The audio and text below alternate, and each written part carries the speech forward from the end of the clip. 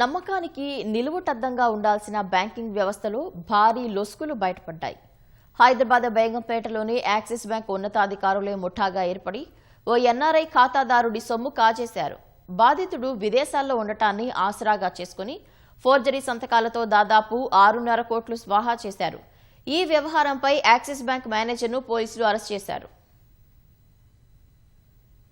ఆస్ట్రేలియాలో నివసిస్తున్న పరితోష్ ఉపాధ్యాయకు హైదరాబాద్ బేగంపేటలోని యాక్సిస్ బ్యాంకులో 2017 నుంచి ప్రీమియం బ్యాంకు ఖాతా ఉంది. తన ప్రమేయం లేకుండా 6.5 కోట్ల రూపాయలు కాజేసినట్లు బాధితుడు పోలీసులకు ఫిర్యాదు చేశారు. పోలీసులు 2024లో కేసు నమోదు చేశారు. అయితే అప్పట్నుంచి బ్యాంకు అధికారులు తమ పలుకుబడితో అరెస్టు కాకుండా ప్రయత్నించారు. తాజాగా యాక్సిస్ బ్యాంక్ మేనేజర్ వెంకటరమణను అరెస్టు చేసిన పోలీసులు రిమాండ్కు తరలించారు. కస్టమర్ నేరుగా బ్రాంచ్కు వస్తే తప్ప ఇవ్వకూడని 42 లూజ్ లీఫ్ చెక్కుల్ని అధికారులు తమకు తామే ఇచ్చుకున్నారు.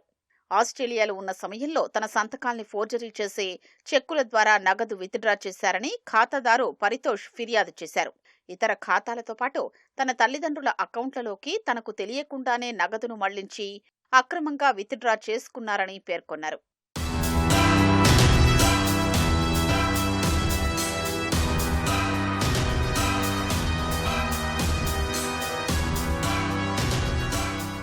తన ఖాతాలో బ్యాలెన్స్ అసాధారణంగా తగ్గిపోవడాన్ని గమనించిన పరితోష్ 2 ఏళ్లుగా న్యాయం కోసం పోరాడుతున్నారు. బ్యాంకు ఉన్నతాధికారుల నుంచి సీఈఓ అమితాబ్ చౌదరి వరకు ఈమెయిళ్లు పంపినా స్పందించలేదు. విచారణ పేరుతో కాలయాపన చేసిన బ్యాంకు బాధితుడి అనుమతి లేకుండానే ఆయన ఖాతాను క్లోజ్ చేసి చేతులు దులుపుకునే ప్రయత్నం చేశారు.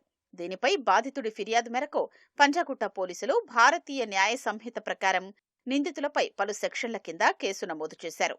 యాక్సిస్ బ్యాంక్ మేనేజర్ వెంకటరమణ జైల్లో ఉన్నారు. ఆయన్ను కస్టడీకి తీసుకుంటే మరిన్ని విషయాలు వెలుగులోకొస్తాయని పోలీసులు భావిస్తున్నారు.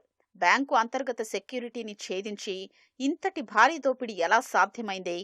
ఈ వ్యవస్థీకృత నేరంలో ఇంకా ఎవరెవరి ప్రమేయముంది అనే కోణంలో పోలీసులు దర్యాప్తు చేస్తున్నారు.